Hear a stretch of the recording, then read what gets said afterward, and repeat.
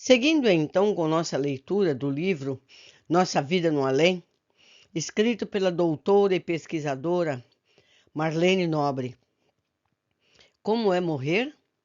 E depois da morte, o que acontece? O espírito atravessa os planos materiais para fixar-se em algum lugar? Onde? Quais são os fatores que influem na sua adaptação à vida nova? Neste livro você encontra as respostas para essas perguntas. E se você está chegando agora, vá à playlist, veja desde o primeiro vídeo. Continuando. Tratamento e convalescença.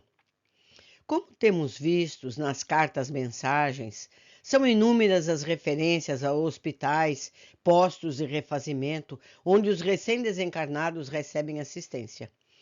Essas instituições oferecem excelente qualidade de atendimento, como podemos constatar por vários testemunhos.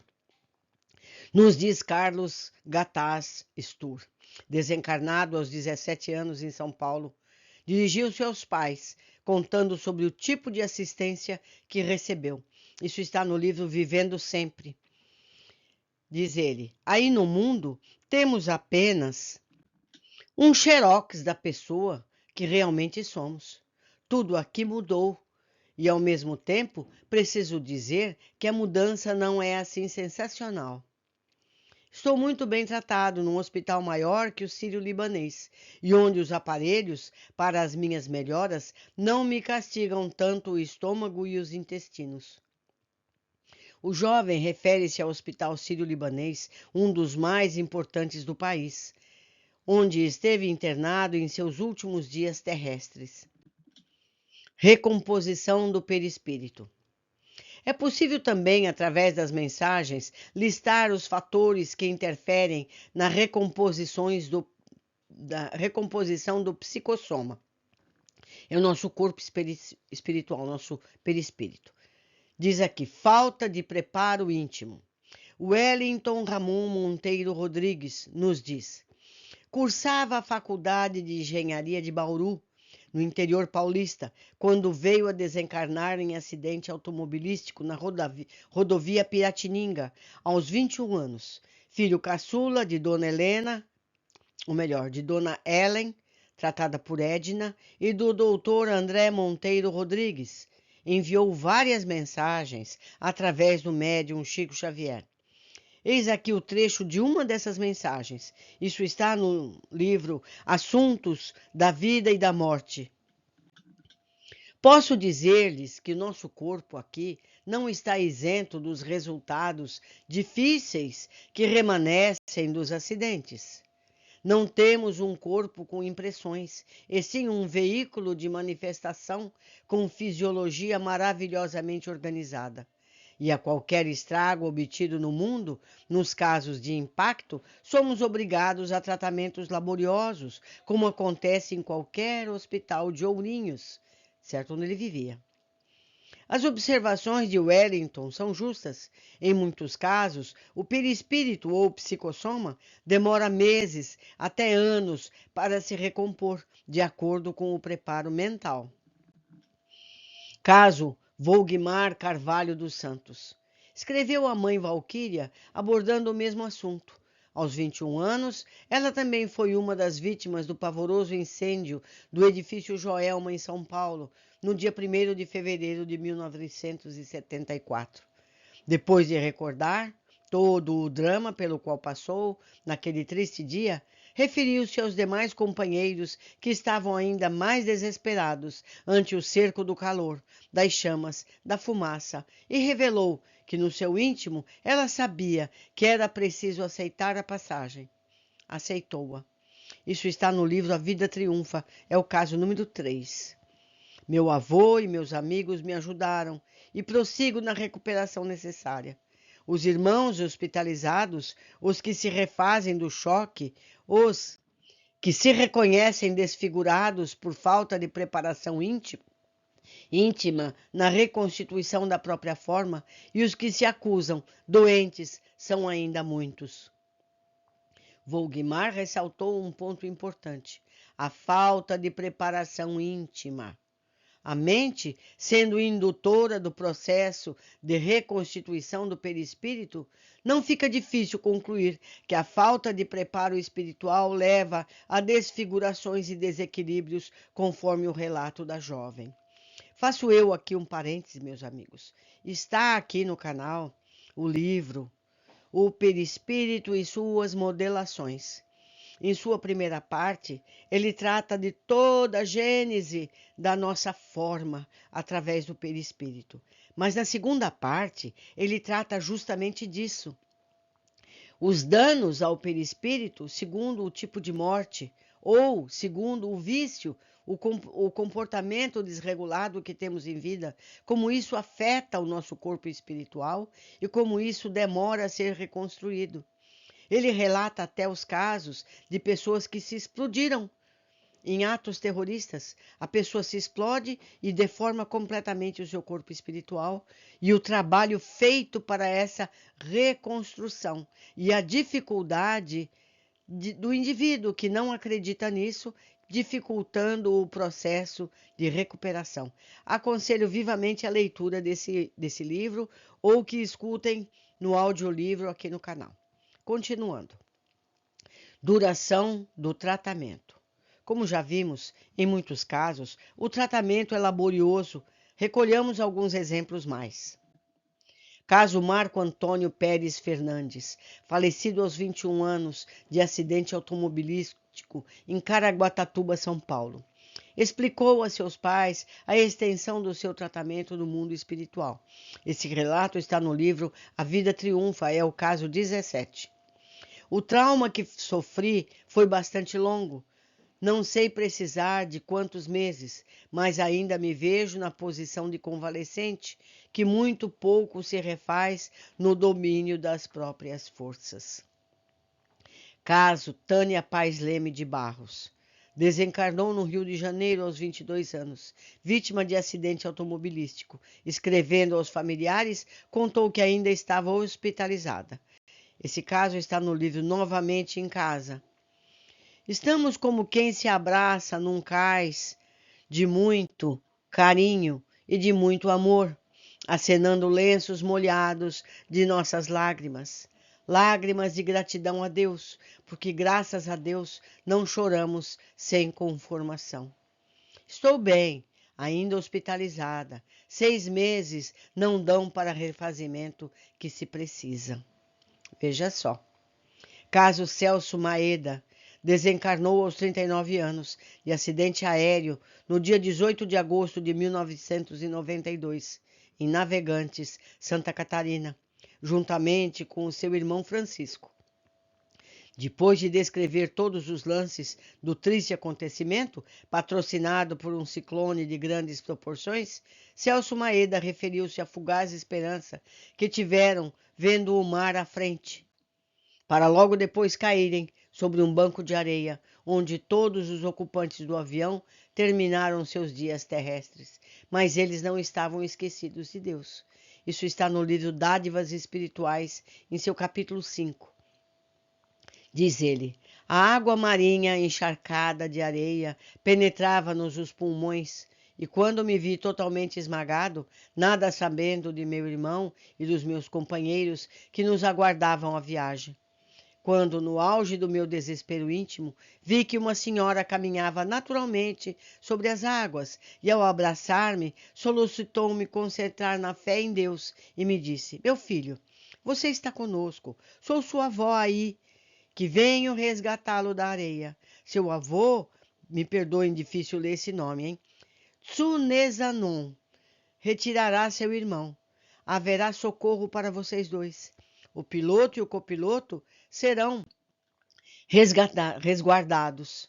Depois de pronunciar essas palavras, aquela mulher que me parecia tão frágil me carregou nos braços, colocando-me em terra firme. Francisco chegou depois ao mesmo local, em companhia do meu avô. Celso continuou transcrevendo a missão de socorro que se despendia dos meus pilotos, e seu espanto ao ver os 2 corpos franzinos, como os dos seus avós, conduzindo-nos nos braços, e acentuou: fomos transportados por outro avião mais complexo, até um abrigo hospitalar, que nos recebeu com um espírito de inesperada beneficência, onde estamos até hoje em reajustamento, mas com a possibilidade de visitar nossas famílias, confortar os nossos entes queridos. Esperamos para bom tempo a matrícula em uma legião de trabalhadores na seara do bem. Então vejam, meus amigos, os meios de transporte, tal e qual os nossos aqui na Terra, ou melhor, ainda melhores, mais bem equipados, como ele mesmo descreveu. Quando deu essa comunicação, através do médium Chico Xavier, a 26 de fevereiro de 1993, da qual extraímos um pequeno trecho, já haviam passado 7 meses desde o acidente e Celso Maeda ainda estava em tratamento, embora de forma mais atenuada. Influência do estado de espírito, caso Marco Antônio Migoto. Esse é o caso 23 do livro A Vida Triunfa, afirma pela psicografia a sua mãe Lucila. É preciso praticar a aceitação, como se exercita qualquer esporte. De fato, a aceitação da desencarnação é uma das frentes de luta da doutora Kubler-Ross no trato com os pacientes terminais. Como se vê, esse é o imperativo nos dois planos da vida. Caso Adelmo Franco Tomé, jovem engenheiro civil, formado pela Universidade de Santa Cecília, na cidade de Santos, São Paulo. Foi lançado para fora quando o carro que dirigia capotou, enquanto sua noiva, Marie, permanecia dentro dele. Ele desencarnou, ela sobreviveu. Recolhido ao mundo espiritual, um enfermeiro que velava por ele incumbiu-se de dizer-lhe que perdera o corpo físico. Isso está no livro Renascimento Espiritual, nas páginas 58 e 63 da edição que está descrita na bibliografia. Chorei muito, a feição de um menino contrariado, mas o companheiro inesperado me advertiu que as minhas melhoras teriam o tamanho da minha conformação. Comecei a esforçar-me por aceitar o acontecimento e com poucos dias pude retornar a falar e conversar. Penso que a morte do corpo está muito longe da compreensão dos que ficam na retaguarda. Estou quase bem e estarei bem quando as saudades não me oprimirem o íntimo com tanta força. O fato de esforçar-se para aceitar abriu ao jovem Adelmo um novo campo mental, porque, à última análise, a aceitação significa submissão à vontade divina, às leis de Deus. Com ela, a adaptação à vida nova dá-se com mais facilidade. Caso Juraci Borges Mendonça de Almeida. Ele desencarnou aos 43 anos na UTI do Hospital Santa Helena de Uberaba, Minas Gerais, a 4 de setembro de 1987, vítima de angioma cerebral. Como já ressaltamos, a doença prolongada prepara melhor o espírito para a aceitação, embora não seja a regra geral. No caso de Juraci, houve esse preparo. Muito ligada à sua prima Magda Borges Terra, em várias encarnações, dirigiu a ela várias cartas, através do bondoso Chico. Eis um trecho da primeira. Esse trecho está no livro Porto de Alegria, em seu capítulo 5. Diz ela: digo a você que apenas passei por um remanejamento de hospital para hospital, com a diferença justa de ambiente. Explicou então que o regime do mundo espiritual é diferente. Não estou entre as 4 paredes da cela curativa de nosso acolhedor Santa Helena, mas sim numa instituição mais ampla, na qual os convalescentes, entre os quais me vejo, podem sair em determinados horários cada dia para respirar ar puro do grande parque que nos rodeia.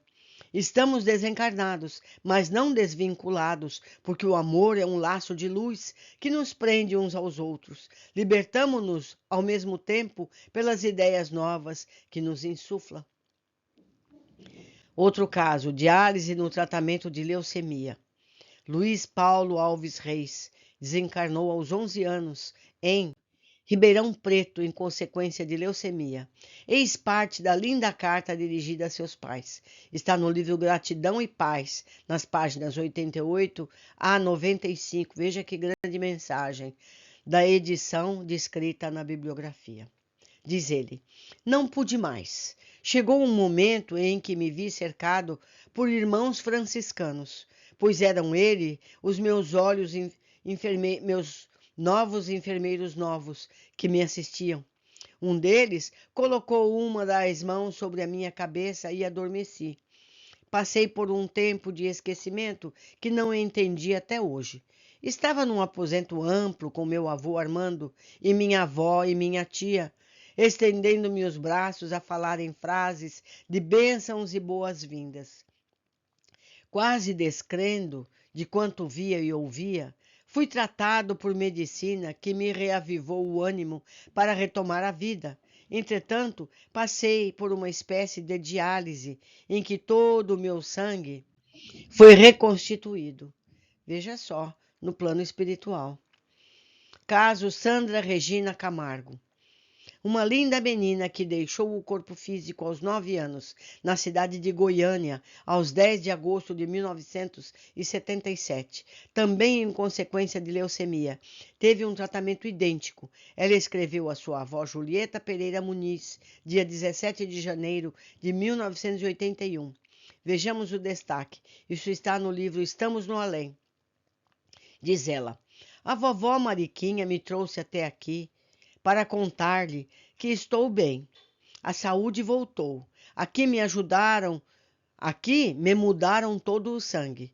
Não sei se você pode compreender isso, mas é assim mesmo. Dizem que a leucemia é um empobrecimento curável aqui, com a substituição do sangue que é nosso. Como é isso, eu não sei dizer. Como também aí em nossa casa eu nunca soube explicar o que era o meu sangue e por que deveria tê-lo em minhas veias, porque ela era uma criança, ela não entendia nada disso. Sandrinha informou também que está crescendo no mundo espiritual, ou seja, ela continua a se desenvolver plenamente até se tornar um espírito adulto. Agora o caso Gilberto Teixeira da Silva Júnior. Desencarnou aos 21 anos, também em consequência de leucemia, submetendo-se no mundo espiritual ao mesmo tratamento. Durante 4 meses, fez diálises bissemanais em um instituto de tratamento espiritual, nos arredores de São Paulo. Isso está no livro Assuntos de Vida e Morte, páginas 92 e 93, da edição descrita na bibliografia. Diz ele: meu sangue era retirado para ser retemperado em recipiente próprio e depois voltava ao meu sistema vascular, com uma dor para a qual era inútil que eu solicitasse sedativos. Devia readaptar-me à minha própria natureza, diziam os mentores médicos mais experientes. Nada que me proporcionasse alívio imaginário, porque as células de meu novo corpo não retomariam a normalidade precisa. Afinal, depois de 4 meses de sofrimento e valentia suposta, estava em traços das moléstias que me fizeram hóspede por tanto tempo. Ou seja, a situação mental dele fazia com que ele sentisse essa dor. Se ele mudasse isso, essa dor diminuiria. Não adiantaria dar remédios, porque o estado mental dele se manteria. Agora vamos ver cirurgias no além, que podem ser vistas também no livro que eu já disse na leitura passada, O Perispírito e Suas Modelações. Vale a pena ver esse livro, que já está em áudio aqui mesmo no canal. Escrevendo para a filha, Dona Sara Bugeneme ressaltou entusiasmada. Isso está no livro Presença de Chico Xavier. Temos aqui hospitais melhores que os melhores do mundo. Se alguma felicidade encontramos aqui, essa é aquela que nasce de nossos pequenos esforços no amor ao próximo. De fato, o tratamento hospitalar é de primeira. Vejamos alguns casos que necessitaram de cirurgias no corpo espiritual. Caso Hilário Sesfini. Ele nasceu em Rio Preto, a 18 de dezembro de 1921. deixando a existência corpórea na noite de 30 de março de 1976, aos 55 anos, vítima de infarto do miocárdio. Voltou pelo lápis mediúnico, trazendo informações preciosas em carta-mensagem dirigida à sua mãe e aos parentes, Gerson e Hilda, seus irmãos Romeu, cunhado, e Carmelo, pai deste último. Na visão panorâmica de recapitulação, logo após a desencarnação, Hilário reviu sua infância em São José do Rio Preto, na década de 20 do século passado. Abraçou um amigo dessa época, o França, da farmácia Nossa Senhora do Carmo, sempre amparado pelo avô Sestini. Foi então conduzido à Casa de Saúde Santa Teresinha, que curiosamente reassumia a forma pela qual a conhecia na infância, embora não mais existisse no plano físico, no momento da sua desencarnação. Vejam só, meus amigos, existe no plano espiritual um hospital de mesmo nome, mesma aparência, que ele frequentava quando criança, e não mais existe na Terra.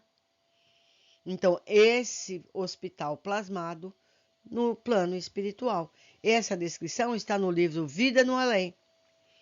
Diz ele: um leito-alvo e um médico que me disse ser companheiro de nosso estimado Dr. Mará Descartes, freire gameiro, me cirurgiou o tórax.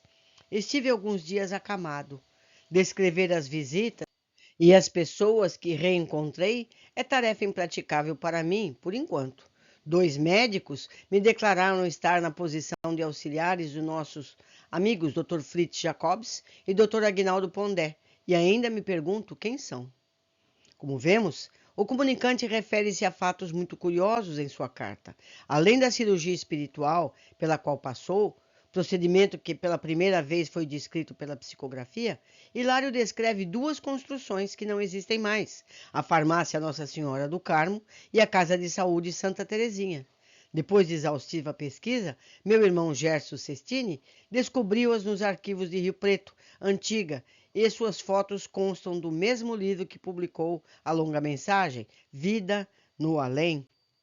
Aliás, é preciso ressaltar que a cirurgia foi realizada na Casa de Saúde Santa Teresinha, situada na esfera espiritual. Esse dado é muito importante, porque nos dá ideia da repercussão das construções terrenas no ambiente imediatamente contínuo à crosta e de como elas são conservadas. Procurando pela família Sestini para esclarecimentos sobre esses fatos, Chico Xavier deu essa explicação que consta do mesmo livro.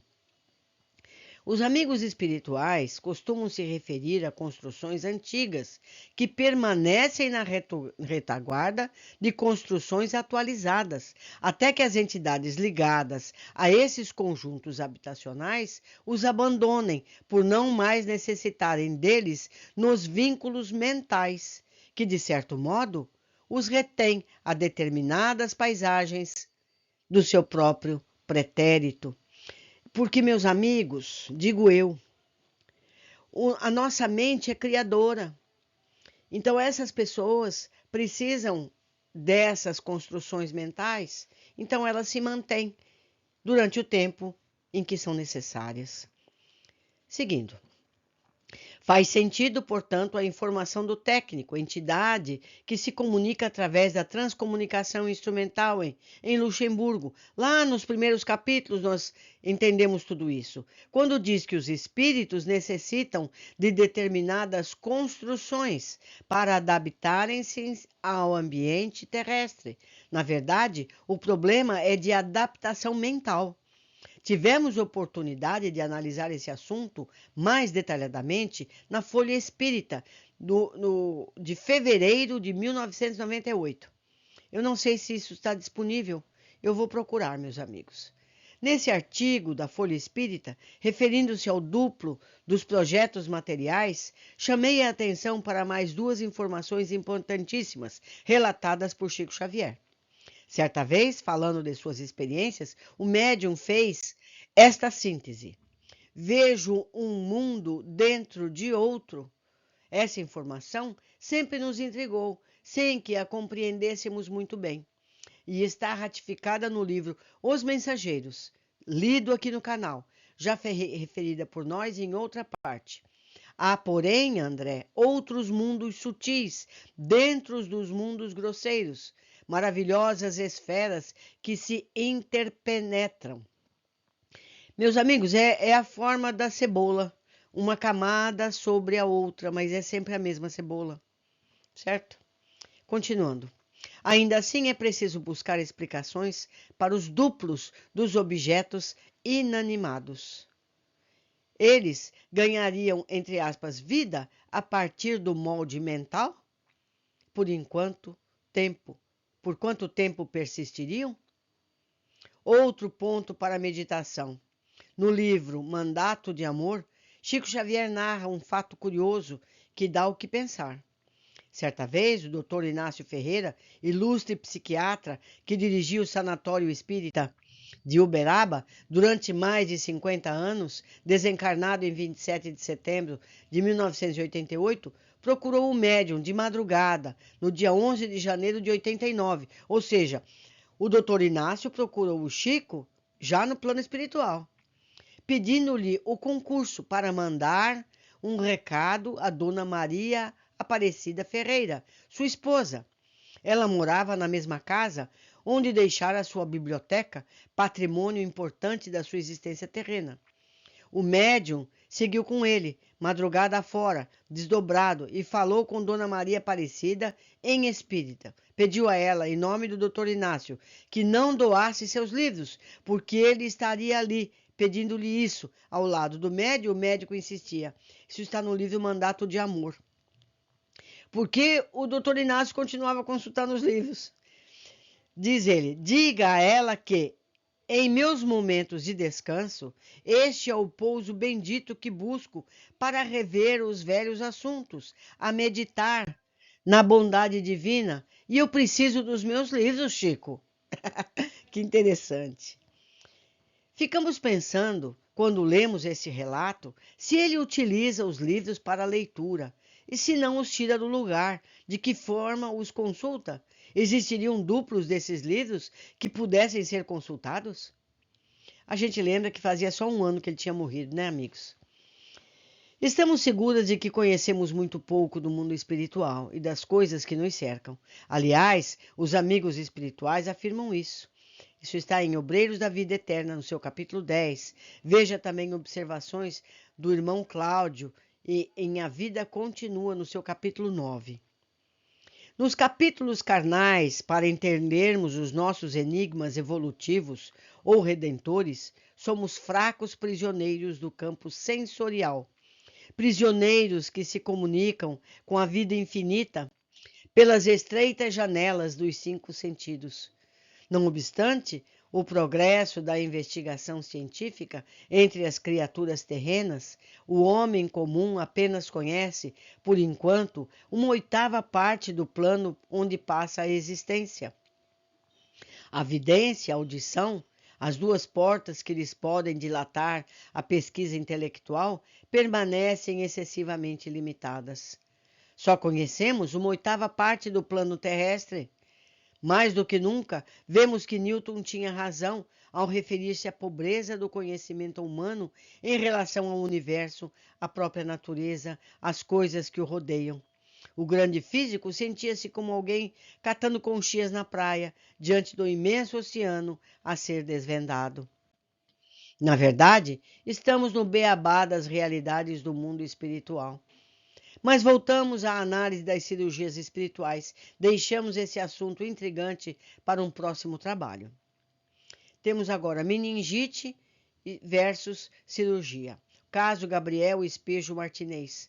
Contava 25 anos quando foi vítima de uma meningite fulminante. Era filho único e residia em Campinas, interior de São Paulo.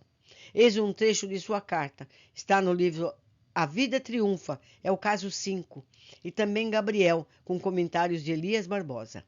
Diz ali, minhas sensações por dentro estavam intactas. Ouvia tudo o que se falava em derredor ao meu leito. Reconheci que me transportavam para socorro no rumo do amparo hospitalar. No entanto, pouco a pouco, entrei num sono profundo do qual não podia me desvencilhar. O resto ainda não sei, a não ser que acordei numa sala de tratamento com a cabeça enfaixada. Chamei por meu pai, por minha mãe, pedi o apoio de alguém que esclarecesse sobre as ocorrências das quais não tinha consciência, mas um enfermeiro me advertiu que fora cirurgiado por um médico, Dr. Mário Gatti. Lembrei-me que desse benfeitor já não era da terra e asserenei-me o quanto pude. Um pouco mais tarde, tomei contato com um amigo da medicina que me amparava, além de outro benfeitor que se identificou como sendo outro médico, Dr. Guilherme da Silva. Aconselharam-me, esclareceram-me que a meningite fora patente em meu caso, com todo o seu impacto fulminante. Além disso, trazia em meu cérebro estruturas complexas que haviam exigido o trabalho operatório. Dr. Mário Gatti era cirurgião nascido na Itália, falecido em Campinas em 1964, enquanto o Dr. Guilherme da Silva era médico sanitarista, nascido na cidade do Rio de Janeiro e desencarnado também em Campinas em 1912. Ou seja, esses médicos continuam médicos no plano espiritual. Muito interessante. Seguindo esse trecho da primeira carta de Gabrielzinho, fez-nos pensar que o acontecimento do corpo espiritual vai levar a um outro tipo de terapêutica. Nós sabemos que o tratamento da meningite não é cirúrgico. No entanto, as análises feitas por médicos do mundo espiritual impuseram essa medida, no caso de Gabrielzinho, para a cura dos tecidos do corpo sutil. Fica aí a anotação. Caso Luiz Roberto Paulo Fernandes Haddad França, com 15 anos e 19 anos. São duas pessoas, é Luiz Roberto e Paulo Fernando. Residentes em Franca, São Paulo. Despediram-se da vida física no mesmo acidente de carro, no dia 3 de junho de 1982, escrevendo a seus pais a 28 de abril de 84, 2 anos depois. Luiz Roberto teve a oportunidade de dizer, isso está no livro Vozes da Outra Margem, comentários do Dr. Hércio Arantes. Depois de 2 dias após o nosso despertar, referindo-me ao Paulo e a mim, fomos transportados para uma clínica de socorro, não longe de nossa cidade, onde Paulo e eu fomos cirurgiados na cabeça e nas regiões lesadas pelo choque havido. Soube então que estávamos amparados pelos médicos Dr. Antônio Ricardo Pinheiro e Dr. Júlio Costa, benfeitores da comunidade francana. Em pouco tempo, nos reconhecíamos perfeitamente bem, mas começaram as saudades e me acumularam no peito. Cirurgia cesariana. Maria das Graças Greg estava às vésperas de dar à luz ao seu terceiro filho, quando desencarnou, juntamente com o marido, as 2 filhas e amigos, num trágico acidente, a 16 de dezembro de 1975, quando o carro em que viajavam foi colhido por um caminhão. A família residia em Jardinópolis, interior do estado de São Paulo, onde seu esposo, Valdir Greg, era distinto funcionário do Banespa. O acidente com a família Greg ocorreu a 16 de dezembro de 75, às 10h30 da noite, entre Ribeirão Preto e Jardinópolis, quando regressavam de um clube de campo em companhia de um casal com uma filha de 8 meses. Todos faleceram no acidente. Consternado, aos que conheceram, conforme explica Dr. Elias Barbosa, coautor do livro Quem São? Vejamos como descreve a mãe a cesariana pela qual passou. No mundo espiritual. Na primeira comunicação, um bilhete enviado a 4 de agosto de 78 deu a seguinte indicação. O Greg, Ana Paula, Alessandra, com o meu Greg Júnior, estão quase bons. Depois, na carta mais longa, psicografada 17 de maio de 79, explicou. Está no livro Quem São? Com os comentários de Elias Barbosa, no capítulo... Agora não deu para ler porque tem um erro de grafia aqui. Mas está nesse livro Quem São? Foi um sono indescritível, porque me vi, como num pesadelo, arrastada para fora de um turbilhão de destroços e acomodada em grande maca, na ideia que me continuava em meu corpo físico a caminho de um hospital. Por mais estranho que possa parecer, o meu pesadelo, realidade, era feito de impressões e dores condicionadas de um parto prematuro. Achava-me dopada por medicamentos ou forças que até hoje não sei explicar. Senti perfeitamente que era uma cesariana que se processava.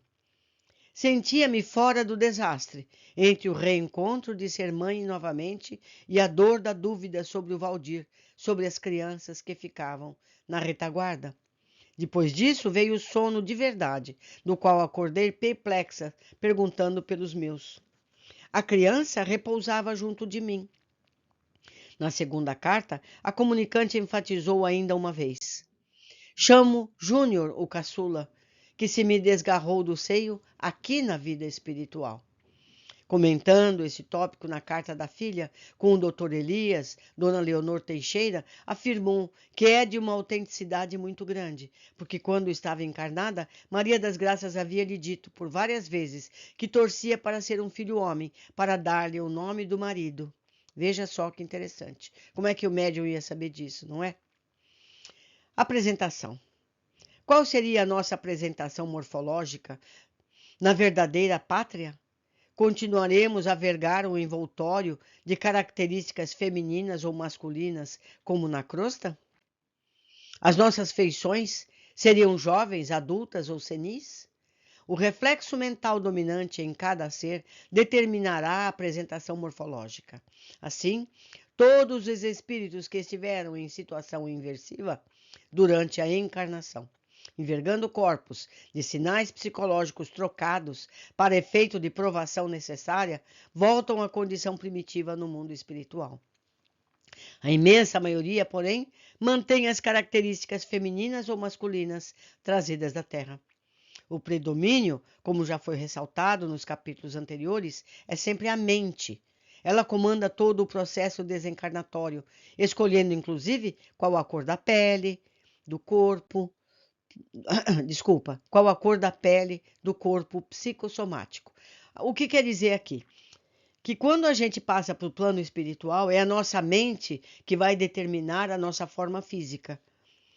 Se a gente tinha uma mudança sexual, se a gente era feminino e nasceu num corpo masculino, quando a gente desencarna, a gente toma um corpo segundo a nossa mente, assim como a cor da pele e detalhes raciais, orientais ou seja o que for. Continuando. Nos planos inferiores, onde o progresso mental não é acentuado, a personalidade desencarnada mantém a mesma plástica que usava entre os homens, demorando-se nessa apresentação durante tempo indefinível. Nos planos relativamente superiores, os traços fisionômicos podem sofrer alterações, lentas ou mais rápidas, dependendo da vontade do espírito. André Luiz resume isso no livro Evolução em Dois Mundos, na sua segunda parte, no capítulo 4. Ver também capítulo 5, Indumentária. André Luiz resume a situação afirmando que o velho vai gastar algum tempo para desfazer-se dos sinais da senectude corpórea, do mesmo modo que o jovem deve esperar para conseguir os traços da madureza. São ajustes no envoltório que necessitam de tempo mais ou menos longo, de acordo com o progresso espiritual alcançado. É o caso da imensa maioria dos espíritos desse globo. Quanto mais elevado, porém, é o grau de progresso, mais amplo o poder plástico tem o espírito sobre as células do perispírito. Nesse caso, ele opera em minutos certas alterações que entidades de cultura mediana gastam por vezes alguns anos a efetuarem. Há casos de deformidades do corpo espiritual. Muitos estagiam nos planos inferiores por tempo variável e depois são recolhidos em cidades ou moradas nas zonas mais altas, onde adentram carreados por macas, mutilações, desfigurações, inibições e moléstias diversas, são tratados e encaminhados posteriormente à reencarnação. Isso está no livro Obsessão e Suas Máscaras, uma análise mais completa, no capítulo 11. Eu pretendo ler esse livro em seguida, meus amigos. Continuando, quanto à indumentária, varia o infinito, conforme o gosto de cada espírito. Os mais superiores, pelo domínio que exercem sobre as células do perispírito, podem adotar a que julguem mais apropriada para a obra que realizam. De certo, não faltaram indumentária digna às criaturas que se emancipam do vaso físico, roupagem toda ela confeccionada com esmero e carinho por mãos hábeis e nobres da esfera extrafísica, lembra André Luiz. E faço eu aqui uma parte. Os planos espirituais têm toda essa manufatura. E eu digo a vocês, tomo a liberdade de colocar um caso pessoal. O meu pai, em carta psicografada, depois de ficar 8 meses no hospital, disse que a princípio foi trabalhar num pomar e em seguida foi trabalhar consertando motores numa tecelagem. O meu pai era hábil para consertar máquinas.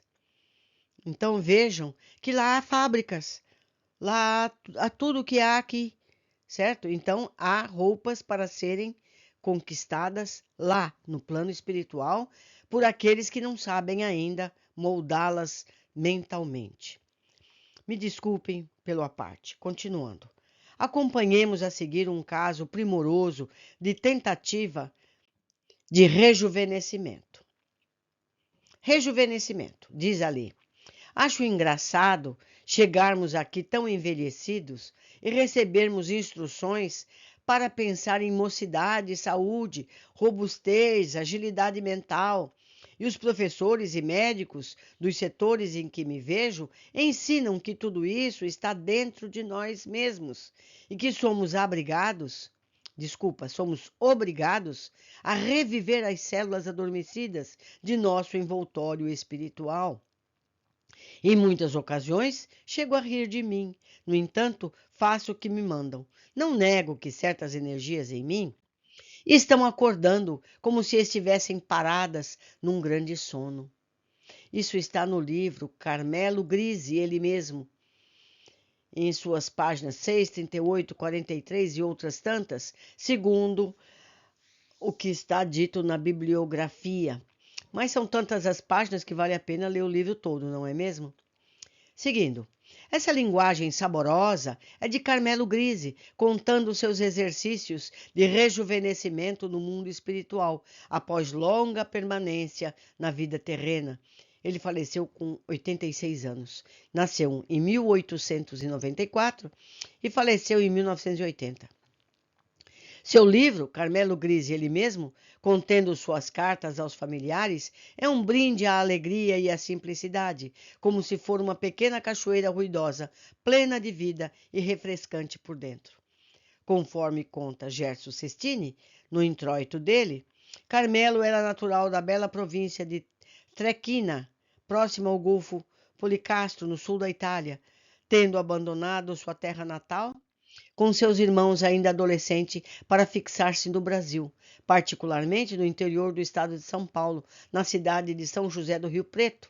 Em 1918, já casado com Elvira Grise, portadora de grande potencial mediúnico, destinado à cura dos obsediados, converteram-se ao espiritismo, trabalhando ambos, desde então, extensamente na seara das boas obras em Rio Preto e região.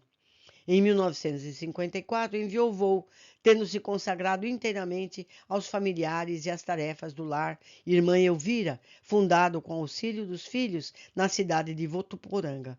Alma valorosa, agitava os ambientes por onde passava, com sua alegria contagiante. Era alegre, sem imprudências, edificando esperança e otimismo em todos aqueles que se faziam ouvintes. Era particularmente o homem das boas obras, sempre pronto a servir. Amigo, foi um servidor leal, devotado, agindo onde estivesse em favor dos outros.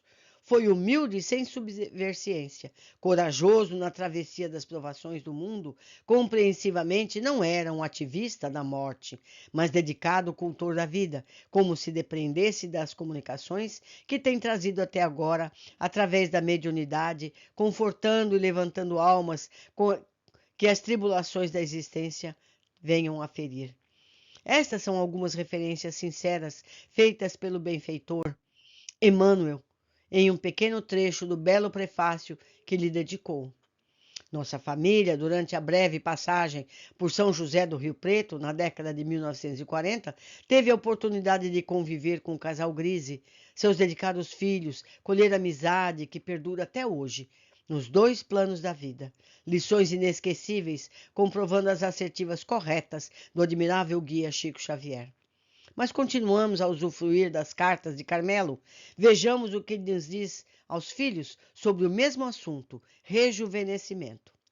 Caro Romeu, vou melhorando e trabalhando. Rejuvenescer por aqui é um fato viável, mas exige muita disciplina do espírito. E essa disciplina não era bem o meu forte. Em outra mensagem, ainda aponta que a mesma dificuldade, mas medida que se avança na leitura do livro, surpreendeu-se a verdadeira causa da sua luta interior, o grande conflito íntimo, em separar-se dos filhos queridos da vida terrena que deixou. Estou balançando.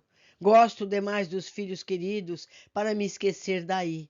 No entanto, não me sinto bem aqui, já que vocês me faltam. Estou psicado. Que simpático ele.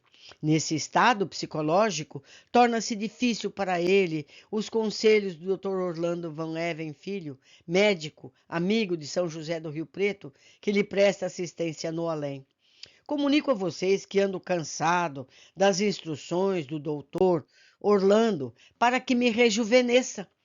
É muita ginástica, muitas privações de recursos imaginários, que, sendo imaginários, não deixam de ter consistência para nós que os forjamos.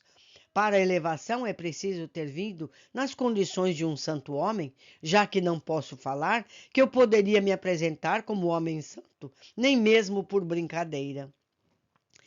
De outra feita, Carmelo dá notícias de Maria Sestini, mãe de Hilda, sogra de Romeu, seu filho, que desencarnara 3 meses antes, e não perde a oportunidade de explicar que as mulheres são muito mais disciplinadas. Diz ele, a nossa estimada Dona Maria está muito bem acompanhada pelos tratamentos do Dr. Orlando e pela assistência do nosso Hilário. Em breve estará tão jovem quanto antigamente, porque noto aqui que as mulheres são mais hábeis para a obediência às instruções da vida espiritual, cumprindo-lhes as determinações, o que não acontece com os homens, principalmente com um homem de meu naipe, sempre duro de molejo. O que acontece é que a gente, isto é, nós outros, os homens, ficando para trás. Mas com isso não me importo, porque sei que Deus criou tempo para todas as vocações.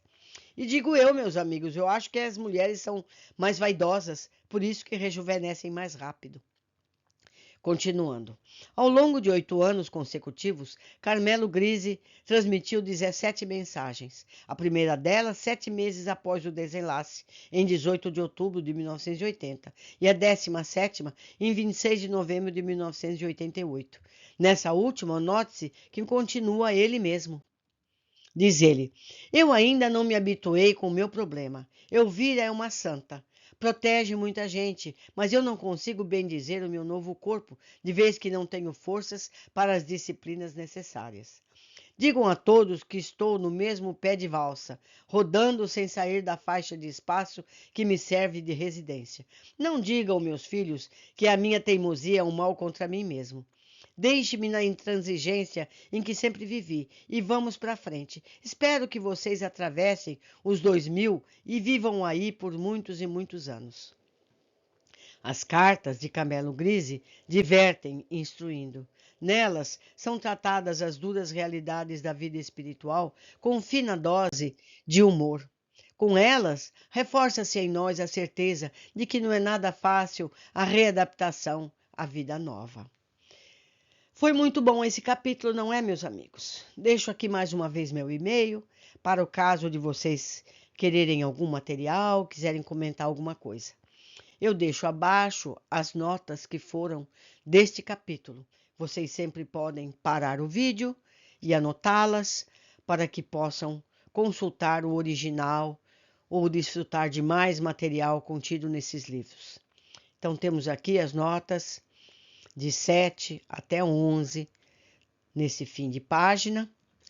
E nesta outra, mais outras tantas. 12, 13, 14, 15, 16, 17, 18, 19, 20 e 21. Essa minha narrativa é para que o vídeo seja um pouco mais comprido e vocês possam parar. Temos mais tantas notas, de 22 até 27. Eu espero que vocês estejam gostando desse livro, que espero concluir hoje, embora vá postar periodicamente, já estarão todos gravados. Agradeço a companhia de todos vocês e eu os espero no próximo capítulo.